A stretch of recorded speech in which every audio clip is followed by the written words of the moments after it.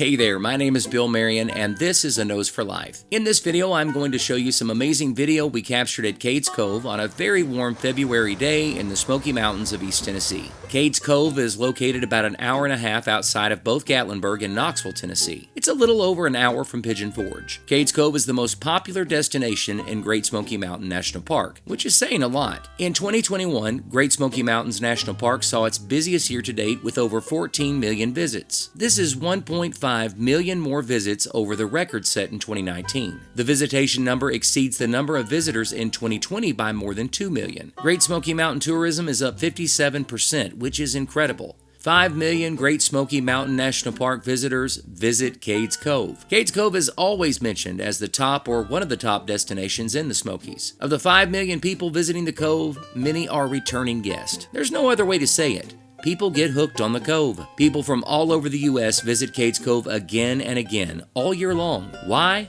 To drive the breathtaking 11-mile Scenic Loop. People are passionate about this 6,800-acre valley.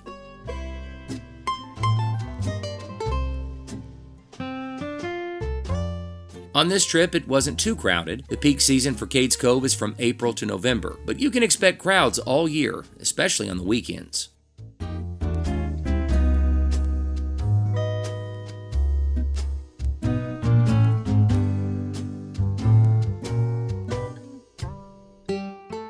Cades Cove is rich with history, but much of its history is controversial. The National Park claims that there is no evidence that the Cherokee ever settled the Cove, that the Cherokee only used the Cove as a hunting area. Other sources claim that a small Cherokee village or hunting camp was established at least by the 18th century, but abandoned prior to European settlers. Still, this was all Cherokee country until 1819, when U.S. Secretary of War John C. Calhoun negotiated the Calhoun Treaty with the Cherokees and cleared much of East Tennessee for settlement. But many Cherokee remained in the mountains as settlers moved into Cades Cove.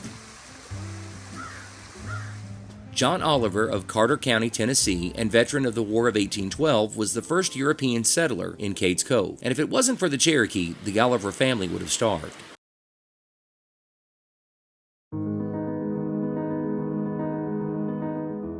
By 1850, almost 700 people lived in Cades Cove, and it looked nothing like it does today. Cades Cove was a lot like regions all over the U.S. during that time. It was a community of large farms with a post office, 3 churches, and a place to trade. It wasn't as isolated from society as often imagined.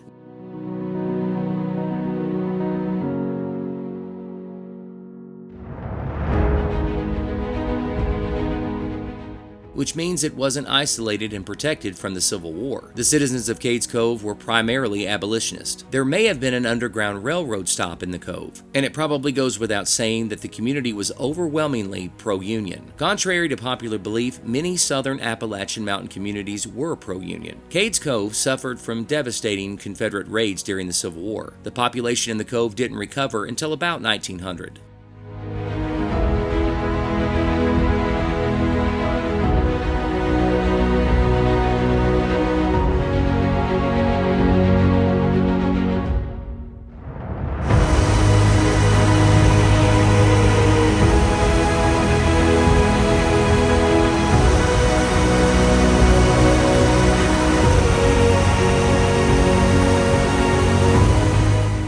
It should come as no surprise that the citizens of Cades Cove didn't want their lands incorporated into Smoky Mountain National Park. The state government assured the community that Cades Cove would not be incorporated into the park boundaries. So the community supported the formation of Great Smoky Mountain National Park. But they should have got something in writing. In 1927, the Tennessee General Assembly passed a bill approving money to buy land for the national park, and then gave the Park Commission the power to seize properties within the proposed park boundaries.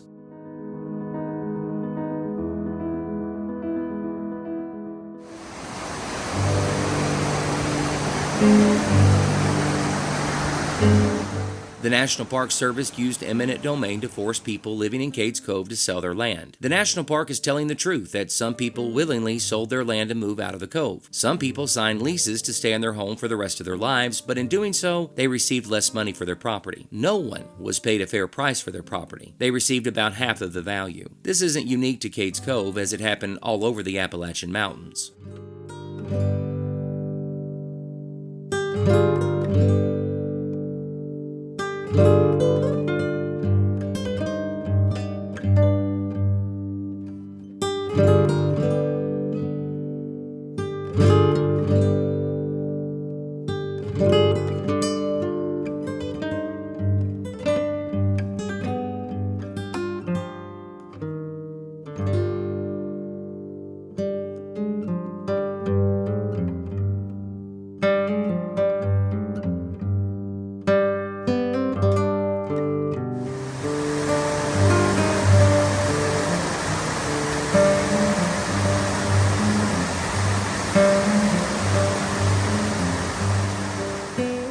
As many of the videos on our channel suggest, we love our national parks. But our national parks do not own this land, we all do. If you love national parks like we do, then you probably also know that oversight is necessary, and a well-informed electorate is crucial in a democracy. I love Cades Cove, but when I visit, I always remind myself that I'm the beneficiary of someone else's tragic loss. No government agency should be placed on a pedestal higher than the citizens it serves. It's important to be informed, to ask questions, and to debate. It's important to know all the facts and examine opposing viewpoints. At the risk of losing a few subscribers, not everything explained as better for the environment has anything to do with the environment. For example, a recent news article claiming that tourism was killing Cades Cove rightfully states that Great Smoky Mountain National Park has the worst air quality of any national park in the nation. But in the context of the article, the writer was implying that all of the cars and trucks driving around the loop at Cades Cove was the problem, and this could be fixed by limiting vehicle access. But that's not true at all. It's scientific fact that air pollution in Great Smoky Mountain National Park is caused by wind currents moving toward the southern Appalachians that transport pollutants from urban areas and industrial sites and power plants. I want to reduce pollution too, but driving through Cades Cove isn't the problem. I try to make sure that my love for the outdoors isn't being hijacked by a different agenda. If you love our national parks, the best way to keep them strong and healthy is to make sure people are provided access with as few restrictions as possible.